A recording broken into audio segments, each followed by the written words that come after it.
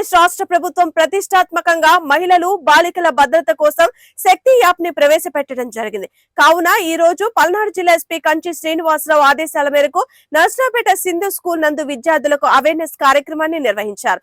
అదేవిధంగా పల్నాడు జిల్లాలోని ముఖ్యమైన కూడళ్లలో కరపత్రాలను పంచి వాటి ప్రాముఖ్యతను వివరించారు.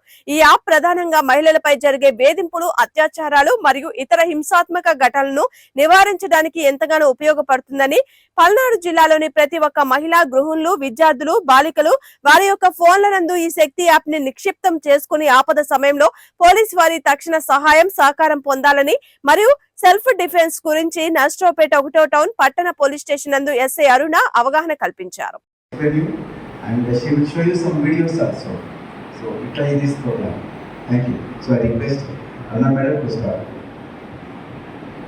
Good morning all of you.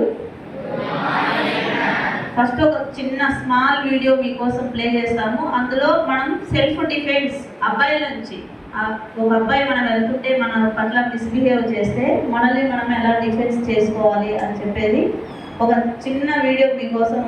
అది చూడండి, అది మైండ్లో గుర్తుపెట్టుకోండి. మనం ఏ టైంలో వాళ్ళు ఎలా వచ్చి మనల్ని టచ్ చేస్తే మనం ఎలా ఇమీడియట్గా రెస్పాండ్ అవ్వాలి అని చెప్పేసి గర్ల్స్ మీకోసమే ఒకసారి చూడండి, తర్వాత నేను మాట్లాడతాను. Okay sir, play. తీసుకెళ్తుంది ఎందుకంటే అమ్మాయి ట్రాప్ అయ్యింది వాడి దగ్గర.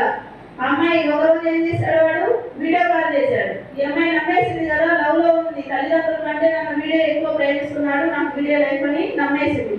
ఆ అమ్మాయి న్యూడ్ గా వీడియో కాల్ చేస్తే వాడు ఏం చేశాడు చెప్పండి, ఏం చేస్తున్నాడు? చేసేది ఎవరు?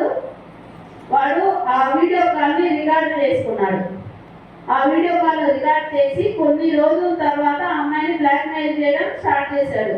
నువ్వు నాకు అమౌంట్ తెచ్చిస్తే కానీ నేను ఈ వీడియో డిలీట్ చేయను, లేదంటే మీ పేరెంట్స్ పంపిస్తాను. ఈలోపు ఈ అమ్మాయి ఏం చేసింది, వీళ్ళ క్లాస్మేట్స్ బండి మీద తీసుకెళ్లి కాలేజ్ దగ్గర వదిలిపెట్టడం, మళ్ళీ పికప్ చేసుకోవడం, డ్రాప్ చేయడం చేస్తూ ఉన్నాడు. ఈ మధ్యలో ఫ్రెండ్స్ ని పరిచయం చేసింది, ఫ్రెండ్స్ మొబైల్ నెంబర్స్ ఇచ్చింది, అన్ని చేసింది కదా.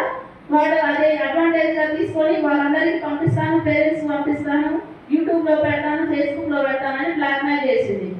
కానీ ఆ అమ్మాయి కొంచెం డేర్ ఉంది. ఆ అమ్మాయి కూడా వచ్చింది దిశ పోలీస్ స్టేషన్ కి 2 years బ్యాక్ వచ్చింది.